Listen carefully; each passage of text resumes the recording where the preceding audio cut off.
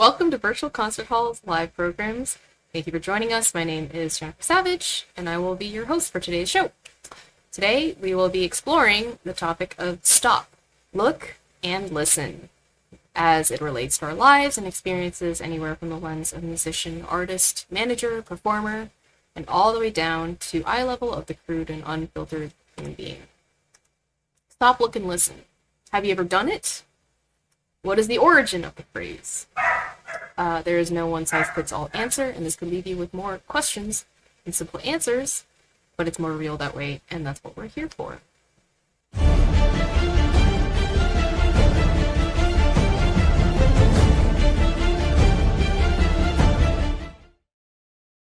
And here is a little preview, just to recap our last episode. Adroitness. To be adroit means to be skilled at something, skillful, good at. You could say somebody is good at something. You can say they're adroit. It's a very skillful. The one thing that I'm very adroit at is I never know what I'm going to say, so I'm good at that. Yeah, know where I put my hands. Yum. Very perky, you know. Right. Yeah. Concerto. Yeah. But yeah. This iced coffee. Right. Yeah. That's drilling all I the can- major. It's Yeah. like really C major. The word adroit when I'm referring to someone that knows how to make a deal. You know, they're very adroit. Like let's make a deal. You know, like the show. Let's make a deal. Yeah. Yeah. I knew a guy and he did a doctorate on fingerings, and you know, it's been like a big joke talking about fingerings all the time. Is Benno Musevich, incredible pianist, incredible. He's a modern art. He doesn't try to distort the music. He serves the music.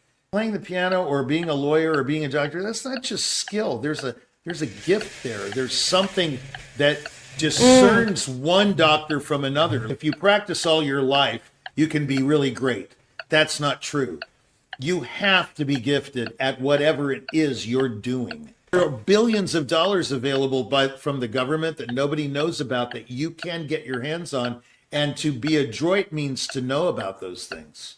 Do you think God, if you think he exists, is dirty and grimy and disheveled and is he a hoarder? You have to ask these questions. I mean, what is the nature? Okay, and that was our last episode. I hope you enjoyed that little recap. And today, I am excited to be joined live with co-host and celebrated partner in crime, Frane, otherwise known as Jack Price himself. Just to give a little introduction, formerly known as Frane and now known as Jack Price, he began his career in artist management in response to his own career as an RCA recording artist after winning first prize in the 50th anniversary number competitions, as well as being known as the crazy pianist who premiered The Right for Solo Piano. Welcome to the show, Jack Price. Applause all around. And what a cool sculpture you've got behind you. Yes. It matches your shirt today. There you go. It matches everybody's gold black. Got the gold theme. Yes. Turquoise. No, yeah. This is a work by Talik Winter called Connection. Yeah. Oh, sorry. Okay. It's beautiful. Yeah. Yes, it's beautiful and it's very expensive. No, I'm just kidding. Yeah. It actually is kind of expensive. Did I hear a dog? Oh, and a correct answer. What is that? Just the dog. Or anyway, back to Talik Winter though. Yeah. Okay, so Talik Winter is a sculptor in London, very terrific guy, and there's a ton of his stuff around. You can go to his Instagram, Talik Winter, Tolleck. And what a name as well. Yeah, I know. Right. Well, yeah. Talik Winter. Yeah. He's a Russian via Tel Aviv or something, you know, and he was a real estate agent. He had a major car accident in his life, and then it changed his whole life, and he devoted his whole life to sculpting. So yeah, he's got beautiful an incredible connections. output. Yeah, he has a beautiful Yeah. output. Yeah. Okay, so we got repertoire. Yeah, great.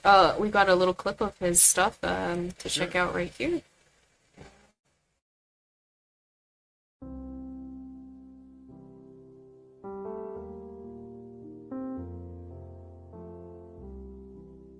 Connection to me is, to my understanding, is like a rough diamond waiting to be polished to show its real facets.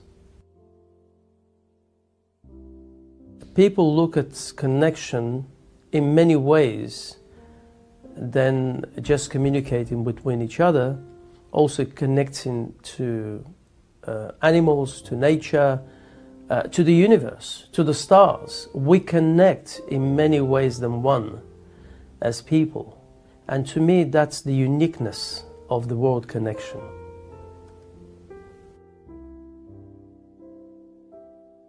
Art to me is like oxygen to a person. It's like water to fish. It's been embedded in me since childhood.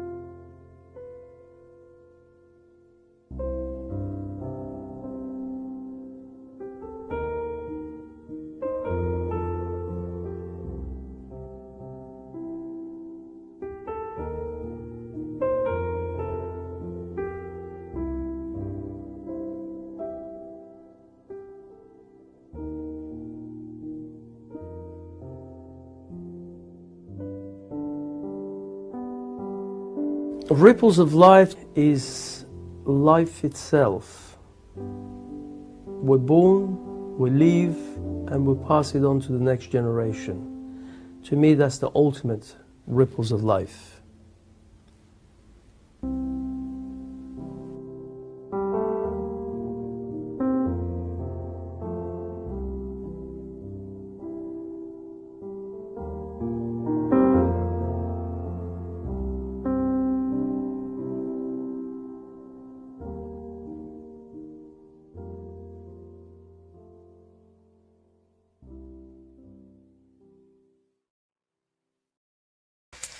Right, and that was a little clip of Talik Winter and his art, and you can check it out on his website and his Instagram, as well as on priceattractions.com. So, moving on, today's episode topic is Stop, Look, and Listen, and let us see what is behind door number 1.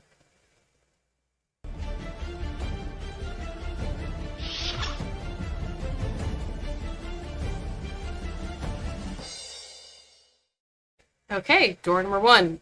Stop, look, and listen. What is the origin of the phrase? Well, it's, for me, it's the same origin probably you had. The first time I heard it was with a crosswalk. What do you call those guys that have the stop A cross signs? guard? A crossing guard? Crossing guard. There you go. Yeah, there's a movie, called The Crossing Guard with Jack Nicholson. That's how I thought of it. So yeah, I can just see, I remember I went to this place called Rose Lane's Elementary School, and I remember in the first grade or second grade going to the crosswalk, and the lady goes, stop, look, and listen. That was the first thing she ever told me. And I go, oh my what? God. And that's what they tell you in grade school, is to stop, look, Right. and listen. And that's where I got it. So the original. And did you phrase do for it? me- Yeah. Well, this is the big question. Is I've Right. wondered about it quite a few times in my life. Is am I stopping? Am I listening? Am I looking? am I feeling? Am I smelling? And so it's an all-purpose phrase, in a way. It is, in a way, life is stop, look, and listen, or it's like would, could, should. Like I had that other show. I mean, back to sayings. You can sum up life in some of these sayings very easily just with 3 words. So in terms of the origin, my original hearing of the phrase was from a crossing guard. Exactly. This woman, I remember her distinctly. She was an older lady, and she was one of those nice little grandmas kind of thing. And you'd go up to the thing, and I know I was about to cross the street. She goes, "Stop, look, and listen." And I thought, oh, okay, that's nice. I didn't even listen to her, to really be honest. I did not stop. I did not look, and I did not listen. I just stood there like this because the word stop meant, okay, don't move because there's a car coming. But is that really all there's to it? So that is there more? There might be more. Yeah. I don't know the origin of the phrase, but I did not I purposely did not look it up. I didn't Google it. I didn't grok it. I didn't AI it or anything. Because for me, stop, look, and listen is that little portly lady at the crosswalk with her little vest and her little hat. Stop, look, and listen, Richie. Don't do that. And whatever I was doing was annoying her probably, and maybe I was going into the crosswalk and about to be killed. Who knows? I mean, you never know. But that's my origin of the word. In front of Rose Lane School, the lady is telling me to stop, look, and listen. Ever since she said that, I think about it. I mean, most of these topics, as you probably can tell, are things that I've thought about, fairly deeply, like, because that's what I do. Life, over your career as an artist, as a performer, as a manager. If anyone did a show like this, they could come up with many, their own series of topics. And I mean, if you were doing the show, if you were in my place, you would have a whole other set. And that's what makes the whole thing incredible, is that we all think about different things. And these little phrases come up in your life. I mean, it's interesting you say that, because you're right, everyone has this within themselves in their own lives and their own experiences. It's just they don't think of it the way, they didn't think of it as a thing that could turn into life lessons that they've learned. But they know they actually do have all these phrases. You just have to remember them and kind of rethink about it and remember them as things you can bring up later.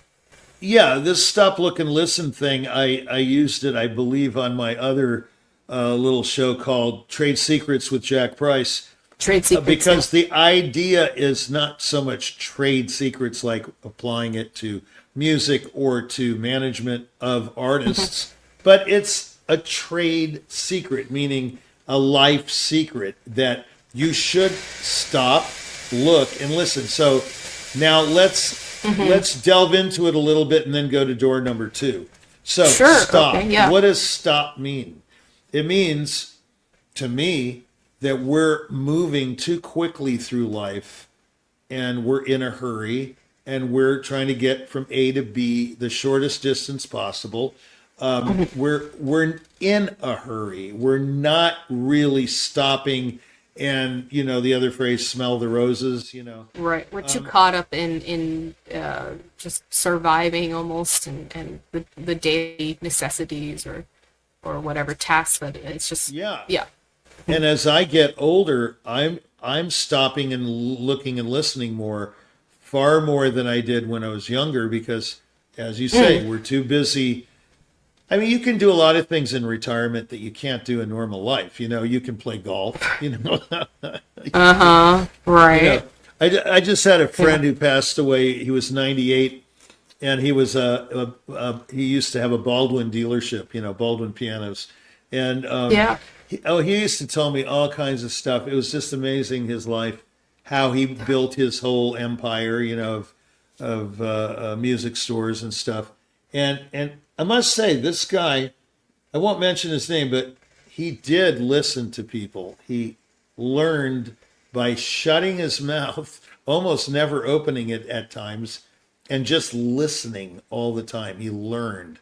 He was like a sponge. He absorbed information, and then he was able to use it and implement it. And so stop, look, and listen maybe are the three things you should do before you decide on a decision to implement the thing you're thinking about. You know, be careful, think carefully, stop, look around you. What is surrounding you? What are your surroundings? What's the topography? Take a temperature of the what are the pros situation. and cons? You know. It's like saying take an inventory of your life. You know, what is there in your inventory? Do you have anything? You know. Yeah. I mean, you know, I know that I've had to do it. A lot of people have had to do it and say, hey, look, you know, this is not going well. So we've got to, you know, analyze. Take a little reset. It is that's not going well, and it's actually very complicated. It's not just things are not going well. So stop, look, and listen is kind of like a wake-up call. You know, stop what you're doing. I think what it means to me is stop what you're doing, listen to what's around you, be sensitive to all the input, you know, negative, positive, whatever. Look around you and listen to your colleagues, listen to your advisors, listen to, you know, I mean, every president has a cabinet, right? Well, they have a cabinet for a reason because they're all professionals and experts in their area. At least they're supposed to be. And the president needs to make a decision. The only way he can make a decision is with 12 opinions or 12 different inputs from different areas of life, agriculture, business, whatever. I forget all the cabinet posts. The Secretary of State, Secretary of this. And the point is he's stopping, he's looking at them, and he's listening to them. So in a way, the president of any country is a good example of stop, look, and listen because they have to. They can't just go in a position of leadership, you know, autonomously, you know, and just like being this omniscient, omnipotent person who goes, I decide that this is the way it goes, you know. It's not his decision or hers. It's an amalgamation of thought, of decisions that other people come up with that and responsibility. Right. I mean, so it's the responsible thing to do. Yeah. So if you're a leader of a group of people, right? If you're a leader of a group of people, it's a responsible thing to do. To stop, look, and listen. Right. If you're in any leadership type of position, or like the president of a company, or the head of anything, you know, let's say any discipline whatsoever. I don't care if you've got a judo shop, you know, a judo class, and you have all these little kids coming in and learning judo from you. You've got to be sensitive to their needs, or you're not going to have a business. Okay. You know, that's another thing is in business when we put that up on the screen. Is it important in business? It is important in business because if you're not stopping what you're doing and listening to what people are telling you and looking at them straight in the eye instead of going like this, like, oh yeah, sure, whatever, you know, that's what most people do is like, sure, whatever. Sure, whatever is the opposite of stop, look, and listen. It's like, oh yeah, I'm too busy right now. I'm doing this email, and I heard you. Yeah. You know, that kind of thing. That's what I'm talking about. So got it. Yeah. Very important. Very important. All right, let us pivot here with a little clip, just to change things up. And stay tuned right here on Jack Price is Right.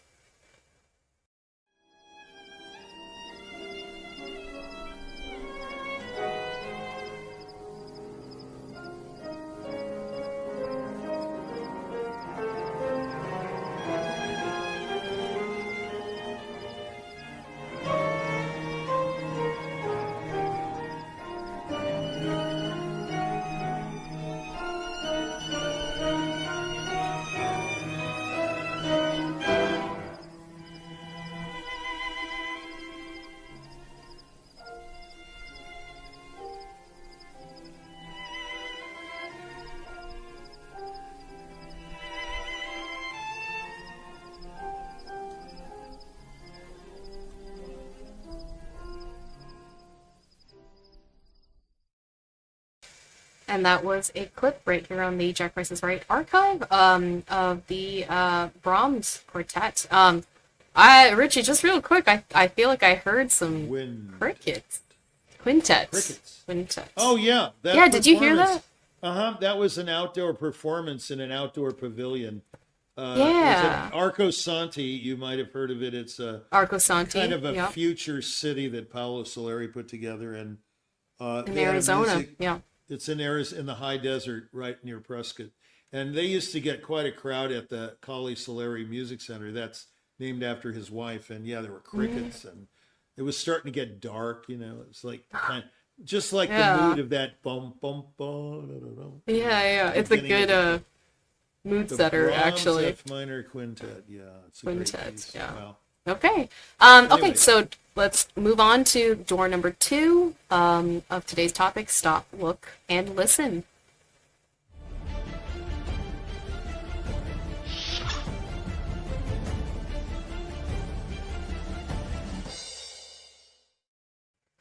Stop, look, and listen. Have you ever done it?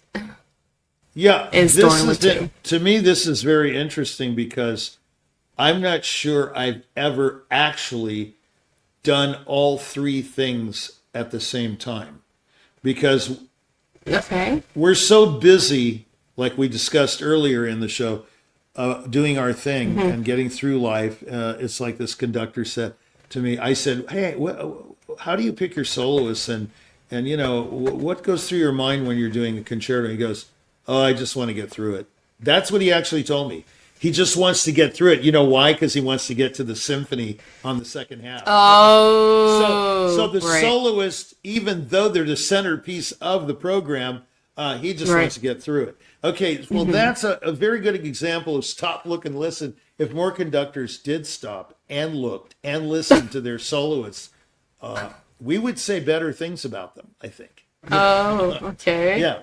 Oh, so I think conductors need to, they already know my attitude, so I might as well make it obvious. Most of them... Tell us what you think about conductors. Most of the conductors that I've known are not what you would call musicians. They're traffic cops. They're trying to avoid an accident rather than making music. Let's put it that way. Are they stopping and are they looking and are they listening? Mostly not. But they think they are. They're legends in their own mind. So what can you do? No, I'm very cautious, at least in my career, of this stop, look, and listen at the moment of truth when you're ready to start that concerto. Are they going to listen to you, or are they going to just do their own thing? And you've got to fit your solo part in there. So it's very applicable to this discussion. But there is a big difference.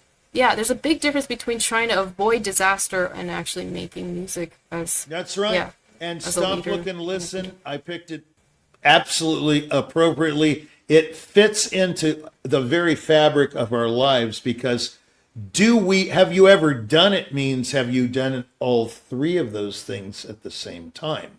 In other words, you stop, do you look, and do you listen? Those are 3. First of all, stop has nothing to do with the senses, but look and listen do. Okay? The sensing, your sense of hearing, your sense of sight. Okay, so are you really looking around you? Do you really know what's around you? Are you vigilant? In these days, we have to be with all the, that's crazy shootings and all this stuff going on. You need to be very careful where you are. Look around your car. Look in here. Look at McDonald's. Is there a sniper in the bushes? I hate to tell you, but this is the world we live in. So if you do not stop, look, and listen, you could lose your life. You got to be very vigilant in a parking lot late at night, especially if you're defenseless. You've got to be very, very careful. This is in a very literal, physical sense, but as you're saying. Yeah, so stop, look, and listen. Let's say you're in a parking garage. I mean, I've watched too many movies. I'm sorry. And you go to your car and, are you really aware Are you alone? Are you? So then, have you ever done it? It seems like you have done this. This stop, look, and listen in a very literal sense. When I'm in a parking garage, I'm all ears. Okay. and all eyeballs. Yeah. I'm absolutely, my head rotates on a 360-degree axis. Okay. All right. But like very, very wary of what's going on. What about in other applications of life, not just the literal sense? Well, making big decisions, let's say. Yeah. Yeah, it's like, okay, let's say you're in the middle of a performance. You need to stop, look, and listen and say, do I want to take that chance? I know this is coming up, this passage or this mood or this blah, blah, blah. And am I going to really go for it, or am I going to play it safe? And that's where stop, look, and listen comes into play, because an artist has to stop, look, and listen all the time. So what I'm saying is, but how do you bring yourself to do it? Okay, yes. Yeah. What I'm saying is, I have done it. And I'm telling you what the sensation is. It's kind of scary, because when you stop and you look and listen, all of a sudden things are very acute. They're very present. They're very visceral. I can't describe it. It's like an intense moment. But if you're just kind of going through the motions, of doing things, like I've talked to artists who say, oh, man, I've been doing this for 30 years, they're just really tired. Yeah. I have talked to them. They're just kind of checked out. It's dialing in a performance, we call it, right? Or phoning in. Phoning in, or we'll see an actor just going through the motion. They memorize the lines, and it's just done. On the other hand, you can watch an actor go through his whole life, and not one moment is like that. Not one moment, like an Anthony Hopkins or a Daniel Day-Lewis or someone like that, who really hones their art and really is very, very delivers every time. They deliver every time. And then you can see, I won't mention any, but are actors who just absolutely phone it in, like you said. And there are performers like that. There are singers like that. They're all over the place. And I just don't think. But you've done it. For that. But you have experienced it. Yeah. Well, I must say, I've never phoned in a performance, but I can't be accused of that. But I can be accused of being too impetuous and too maybe reckless, but never phoning it in, never dialing it in. Going, oh, here, there, you go, run with it. So, right. I'm always an active participant in my art. I do not hand it over to somebody. Now, is that really stopping and looking and listening? Yes, it is, because if you're not dialing in a performance or phoning in, as you say, that means you are doing those three things. You're very acutely aware of your surroundings. Oh, you're present. Very for sensitive every to that violist. They just were slightly out of tune. Yeah. Or this guy came in early, and it's very bothersome. Right. If you're about excellence, you're going to stop, look, and listen a lot, and it's going to bother you. You're going to suffer adroitness for doing that. Yeah. You're not going to have a good time. But is that what life's about? Having a good time? Someone said recently, is life about only happiness? Is it? No, it's not. Life is about experiencing all emotions and all temperaments that are thrown at you. And it's just a potpourri of experiences. There's no way you can say life is this way and I only want a normal life. We've been through this on the show. There is no normal life. There's just life. Yeah. And so if you are stopping and listening and looking or whatever, then you are acutely aware of your surroundings. If you don't stop, like right now, listen to that dead silence. It's like, it means something. Whereas if you just talk through the day and all you do is talk, you're not sensitive to anyone else's opinions or ideas or anything. You're just talking. It's just all talk.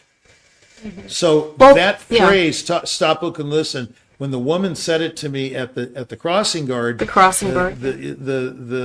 intersection, crosswalk, I should have taken that as, wow, this is a life warning.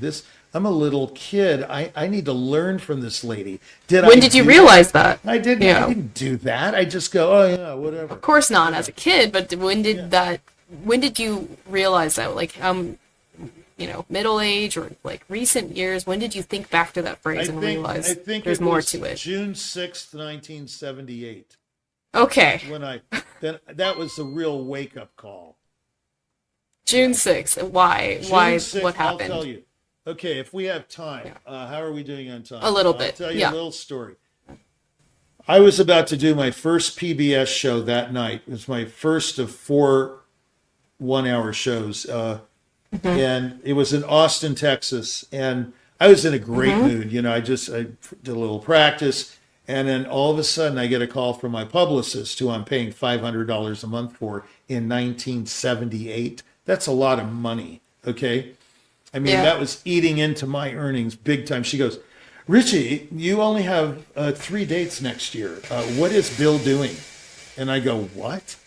After a huge season of world, my debut with the Cleveland Orchestra, my debut with the Phoenix Symphony, all these big gigs all over the place, and now I have 3 dates next year. My world just came to a crashing halt. Okay, and I was listening to her, and I was saying, what? And for it to be that day when I'm doing this show, this recital at night, it had a tremendous impact on the performance, I think, for both the good and bad. And this was on PBS, right? No, I did the Brahms Sandal and the Faya Fantasia Betica, and then a modern piece by Luis Gonzalez.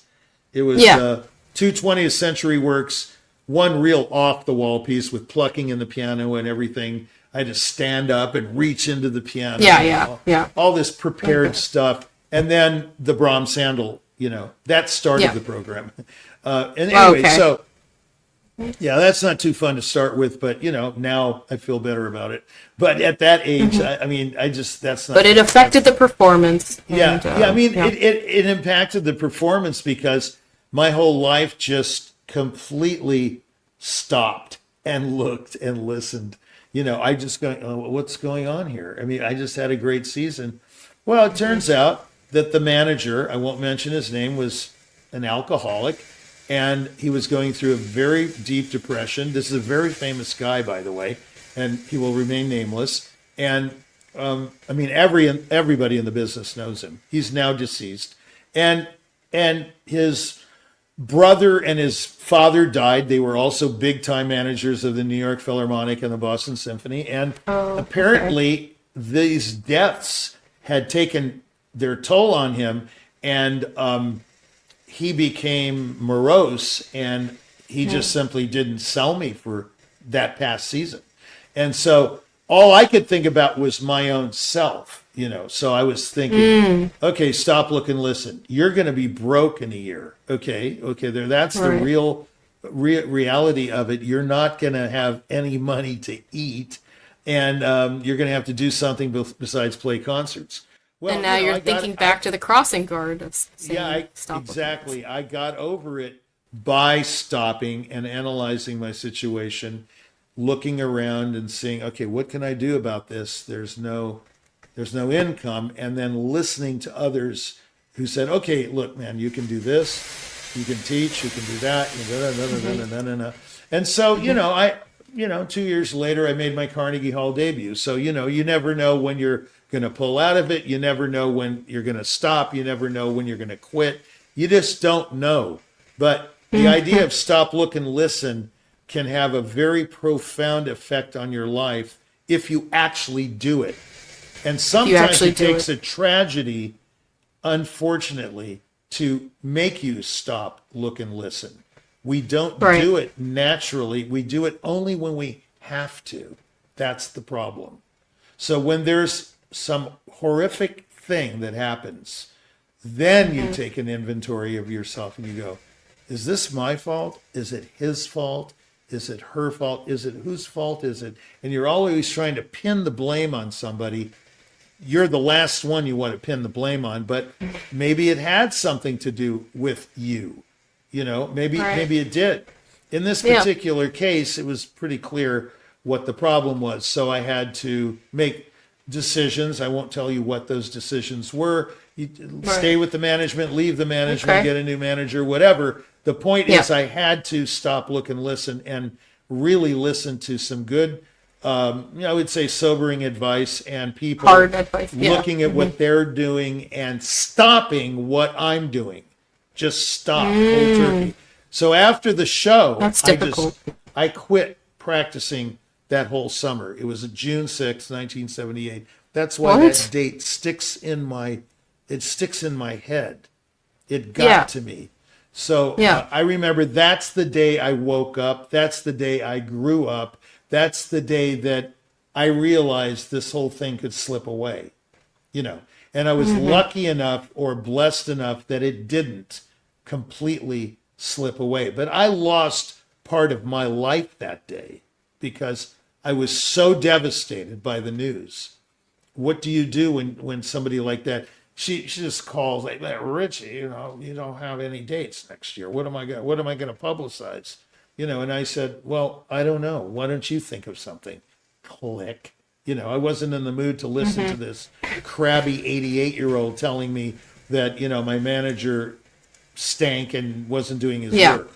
And actually, she was a very good friend of his. I got her through him. So I couldn't quite figure out what was going on, But it turned out to be physical ailments and, depression and things like that. Okay, it's very understandable.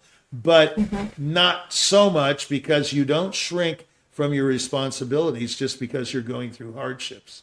Okay? Just because your father died yesterday, that does not mean you don't play at the Kennedy Center 2 days later. You don't do that. You just don't do that to people. But that's part of stop, look, and listen. You've got to analyze the situation and say, oh, wait a minute here. What would that person want me to do? That died, for example. Would they want me to just grind to a screeching halt? Or would they want me to go on? You have to ask yourself that. Maybe they would want you to grind to a screeching halt, and then you make that decision. Cancel the gig. Right. So you see, this show really is about predicaments and what to do in those predicaments. But I'm not giving you an answer. I'm just giving you the scenario, and you've got to decide, hey, that's a hard question. Yeah, so, for yourself. Decide for yourself. And my suggestion to everyone is to stop and look around them and listen to what people are talking to them about. Listen to people. Don't just talk. Listen. Don't just talk. Otherwise, you're not going to learn anything. All right. That's simple as that. All right. I think we are very much out of time, but I want to thank you so much for being on the show, Richie. I think that was a great story to round this off. So thank you so much. Yeah. Awesome story. And with that, time is definitely right. We got to go. Let's take a moment here to thank our partners and sponsors. There's so many organizations behind us, working with us, and helping to support us to make this show happen. And we're very much grateful to everyone, and we're constantly getting to know more partners and sponsors that keep coming. So we have like 3 pages of these cards here. And also, I want to mention that we are streaming on all of the major streaming platforms, whether it's LinkedIn, YouTube, Twitch, Alignable, or Instagram. Find us on your favorite channels. We'll be there. And also a big shout out to our production team. Today's broadcast was powered by Krisztian Palagyi, directing behind the scenes. Thanks so much. That was him right there. Couldn't have done it without you, and we are sincerely grateful to have everybody along with us for the journey. And with that, that is all we've got today. This has been Jack Price is Right. I am your host, Jennifer Savage, and I hope that you've gotten a little something out of that. We never know what we're going to say on the show, but it really gets to some really cool branches. I feel like so. I think I got a little something out of today's show. Thank you so much, and see you guys next week.